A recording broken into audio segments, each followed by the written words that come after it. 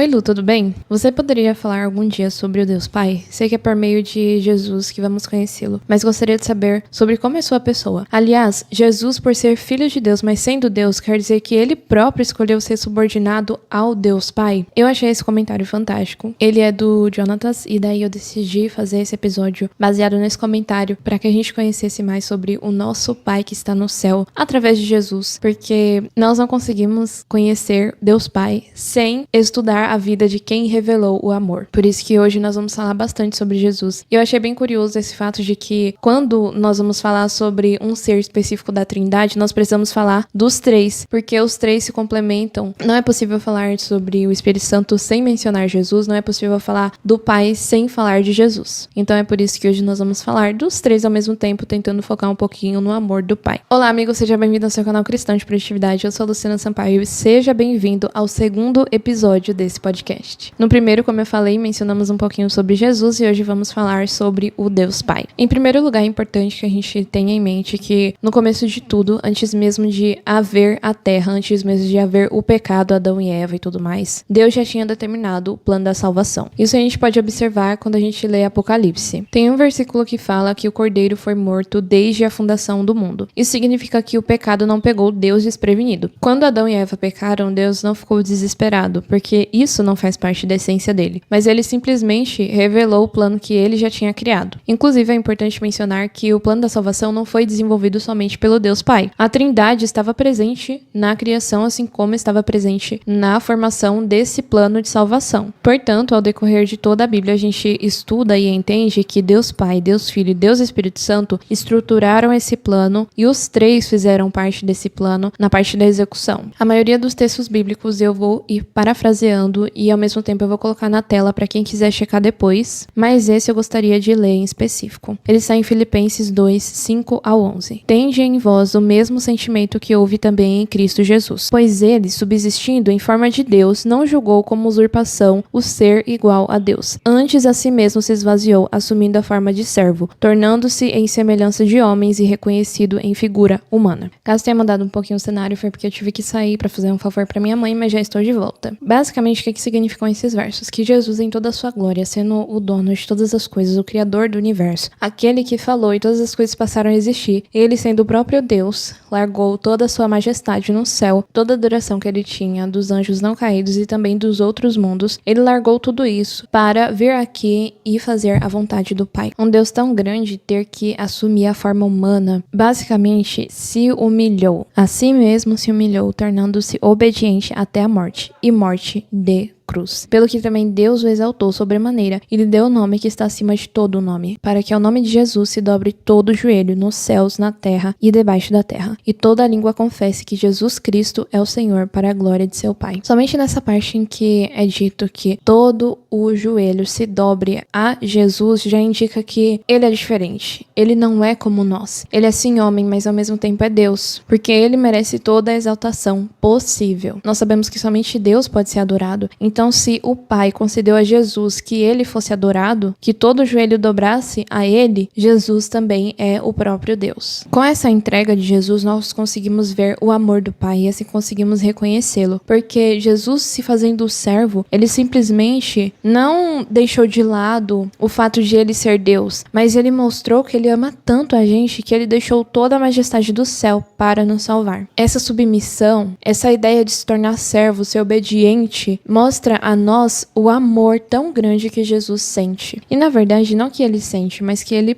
é o próprio amor. Em João também é mencionado que Jesus, ele dá a sua vida de forma voluntária. Ninguém obriga Jesus a se oferecer como sacrifício para o perdão dos nossos pecados. Portanto, aqui nós podemos voltar para o plano da salvação. Lembra que o Deus triuno estava presente, Deus Pai, Deus Filho e Deus Espírito Santo? Isso significa que Jesus, ele não estava somente fazendo a vontade de Deus, porque Deus Pai determinou que ele deveria morrer para purificar a todos, mas que essa decisão foi tomada em conjunto, porque eles são um. Isso a gente pode observar, inclusive, na ressurreição de Jesus. Nós podemos ver o poder do Deus Pai, do Deus Filho e do Deus Espírito Santo. Esses versos eu também gostaria de ler para vocês. Romanos 6,4 diz assim: Fomos, pois, sepultados com ele na morte pelo batismo, para que, como Cristo foi ressuscitado dentre os mortos pela glória do Pai, assim também andemos nós em novidade de vida. Isso significa que o amor do Deus Pai, o poder dele foi manifestado na ressurreição de Jesus. Deus Pai foi o responsável para que Jesus ressurgisse, assim como o próprio Cristo foi responsável pela sua ressurreição. Isso a gente pode observar em João 2:18-22, que fala: Perguntaram-lhe, pois, os judeus: que sinal nos mostra para fazeres essas coisas? Jesus respondeu: Destruí este santuário e em 3 dias o reconstruirei. Replicaram os judeus: Em 46 anos foi edificado esse santuário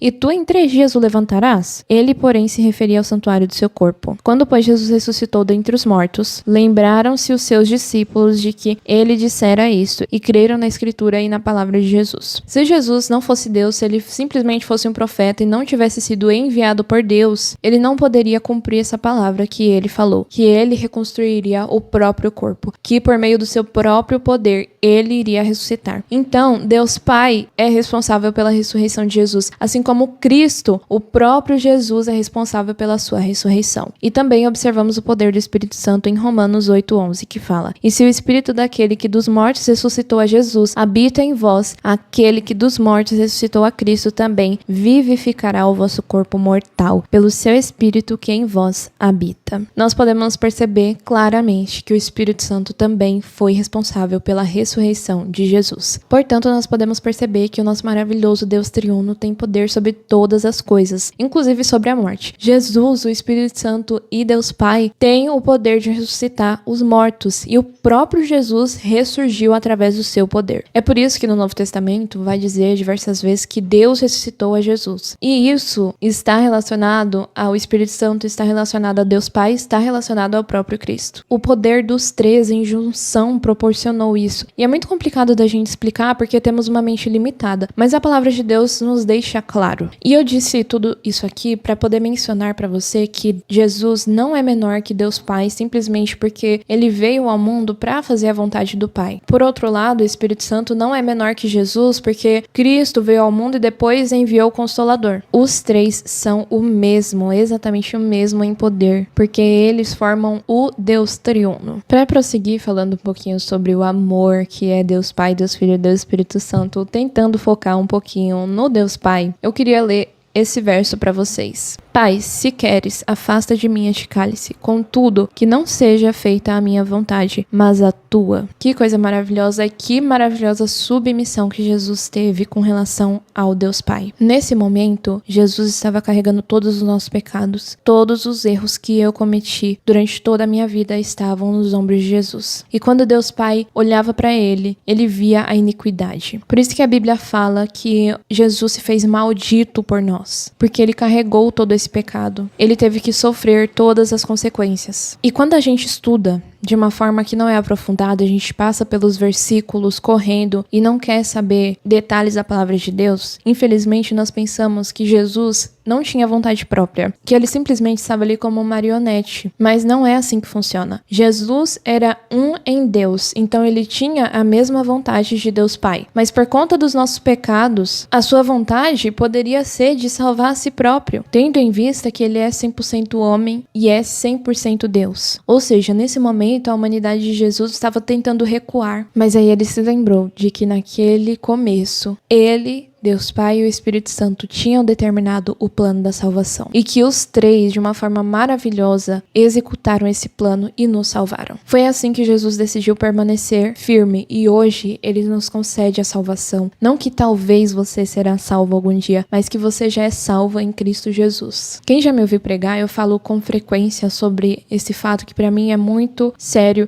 indica como Deus realmente é amor. Na Bíblia fala bastante que Jesus ele estava sofrendo com uma agonia terrível. E lá em Lucas, se eu não me engano, fala que ele estava tão agoniado, ele estava em um terror tão grande que ele chegou a suar sangue. Essa dor representada por Jesus não é somente a dor dele, mas também a dor do Pai e a dor do Espírito Santo. Eles são o princípio porque eles sempre existiram. Na Trindade não foi que um existiu primeiro e depois veio o segundo, eles sempre existiram como Deus triuno. E eu gostaria de ler outro verso aqui com vocês. Abacuque 1:13. Tu és tão puro de olhos que não podes ver o mal, e a opressão não podes contemplar. Deus é tão puro, Deus é tão santo que ele não pode contemplar a iniquidade. E se Jesus estava ali carregando todos os nossos pecados, Deus não poderia estar perto dele.